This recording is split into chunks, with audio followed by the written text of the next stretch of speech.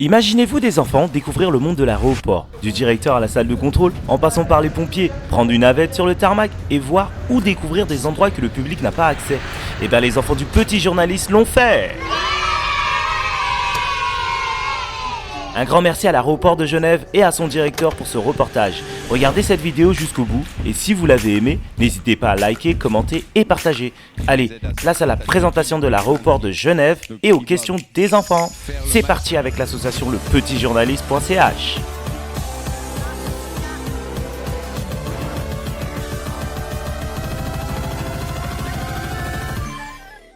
L'aéroport de Genève en 2021, c'est 5 923 035 passagers, 99 249 mouvements d'avion, 137 destinations desservies par 48 compagnies aériennes de ligne, c'est presque 1000 employés, équivalent en plein temps bien entendu. Une nouvelle aile qui s'appelle l'aile S qui a été mise en service, qui fait 520 mètres de long, 20 mètres de large. C'est aussi 2800 passagers au départ et 3000 passagers aux arrivées. C'est un bâtiment à énergie positive. Il y a eu aussi l'inauguration de la terrasse Panorama, bien entendu l'accueil du sommet Biden et Poutine, la porte d'entrée de la Genève internationale et de la Genève sportive avec Jérémy Desplanches, médaillé olympique 200 mètres 4 nages. Voilà en ce qui concerne l'aéroport de Genève. C'est parti avec le chapitre 1 avec le directeur.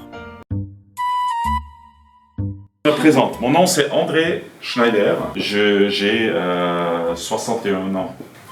Vous avez combien d'employés? Alors, Genève Aéroport, c'est l'entreprise que je suis à la tête, on a à peu près 1000 employés. Après sur la plateforme, parce qu'on ne fait pas tout ici, il y en a à peu près 11 000 employés. C'est-à-dire il y a plein d'autres mondes, il y a les employés des compagnies aériennes, il y a des gens qui vous permettent de vous enregistrer, de mettre les bagages dans les avions. Ça s'appelle des agents au sol. Il y a ceux qui nettoient les avions quand ils arrivent. Il y a la police. Il y a ceux qui contrôlent l'aérien, qui font sûr que deux avions ne se rentrent pas dedans. Alors on est totalement on est en global à peu près 11 000 employés ici, oui. Vous avez des partenariats avec des agences de voyage ou par rapport aux compagnies, etc. Partenariat, pas vraiment. Alors on soutient l'association des agences de voyage de la région parce que quelque part ils font partie de ce monde qui s'occupe du voyage.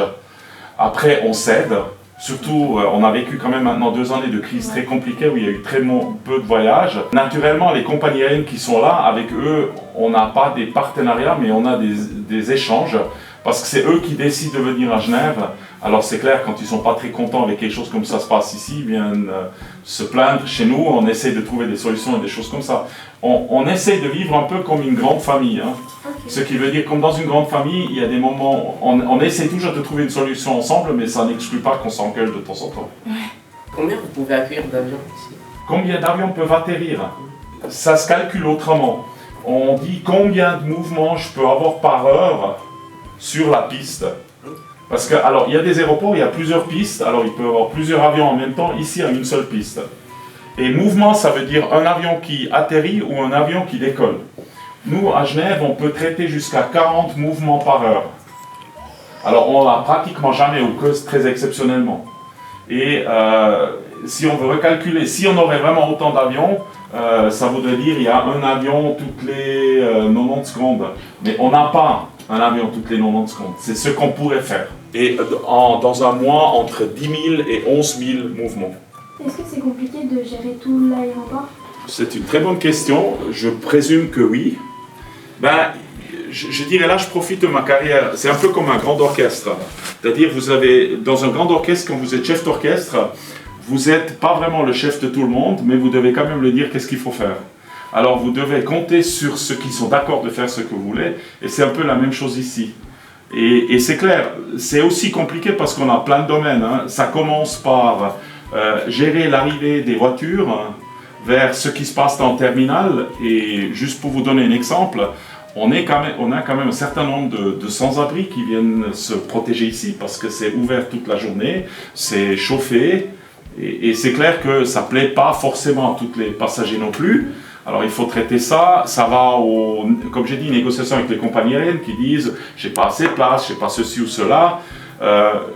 Ici, on a aussi du contrôle passeport qui est fait par la Confédération, c'est-à-dire par l'Office fédéral des douanes et des frontières, c'est-à-dire c'est des douaniers.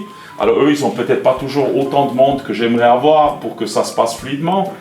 Et on a de temps en temps, comme vous avez peut-être pu lire dans les journaux, on a des alertes à la bombe, c'est-à-dire quelqu'un qui oublie sa valise. Alors juste pour vous rassurer, on a plein d'alertes à la bombe, mais on n'a encore jamais trouvé une bombe. Mais on prend des précautions, parce que ça pourrait être une bombe. Et là, on a besoin de la police pour nous aider. Alors c'est compliqué dans le sens où je ne peux pas dire à tout le monde, toi tu dois faire maintenant ça, toi tu te tais, toi tu vas me chercher ça. Je dois un peu être plus, je dois leur expliquer que c'est dans l'intérêt de tout le monde et que ça nous aide tous. Mais j'aime bien, alors moi j'ai toujours fait des jobs comme ça, alors j'aime beaucoup. Combien d'avions décollent par jour? Comme j'ai dit, si on a dit on a entre 400 et 500 mouvements, c'est typiquement la moitié, alors on a à peu près 200 à 250 avions qui décollent par jour de Genève Aéroport. Mais il faut se rappeler, là-dedans, j'ai pas que des avions de passagers, de ligne. Vous savez là, les gros trucs, ou les trucs un peu plus grands, où il y en a 150 à 200 passagers dedans. J'ai aussi, comme vous voyez, tout là au bout, vous voyez le petit avion?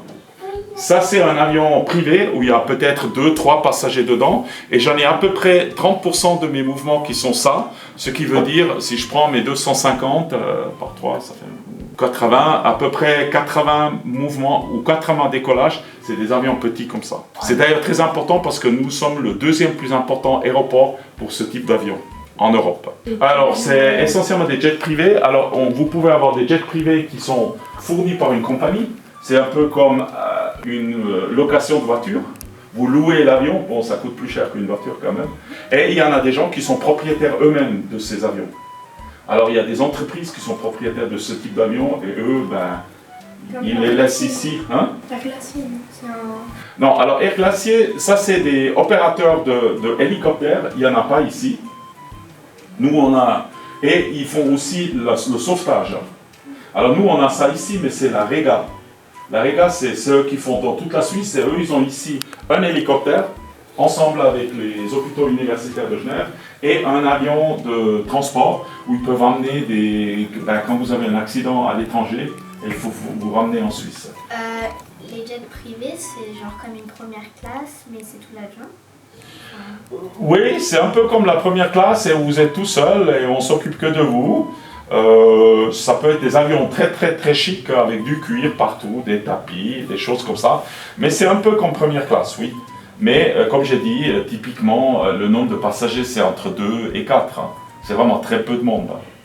Après, il y a des jets privés de différentes tailles. Hein. Il y a aussi des plus petits. Mais les plus grands jets privés, c'est des avions comme ça, ou même plus grands. Par exemple, on a des jets privés chez des gouvernements. Ah ben voilà, le petit il part. Regardez là-bas. Bon, il a un peu plus la peine, mais maintenant il décolle. Voilà. Alors, on peut avoir des jets privés très très grands. Certains gouvernements l'ont.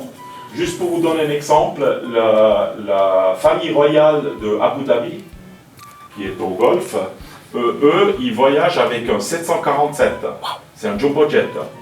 Juste eux, hein. Alors ils viennent typiquement 4-5 personnes dans un avion qui peut normalement prendre 350 passagers. Bon, il n'y a pas autant de place dedans, il y a des chambres, il y a des salons. Et typiquement, ces personnes viennent avec jusqu'à 25 tonnes de bagages à main. Juste pour vous imaginer. Alors ça, on doit vraiment organiser parce que c'est assez compliqué de charger et décharger. Et leur voiture aussi, des fois. Oui, ils ont des voitures dedans. La famille royale de Dubaï, il a des chevaux dedans, parce qu'il est un grand fan de chevaux, il le prend avec. Quand le président Joe Biden il est venu ici, vous avez pu le rencontrer ou... Non, pas du tout.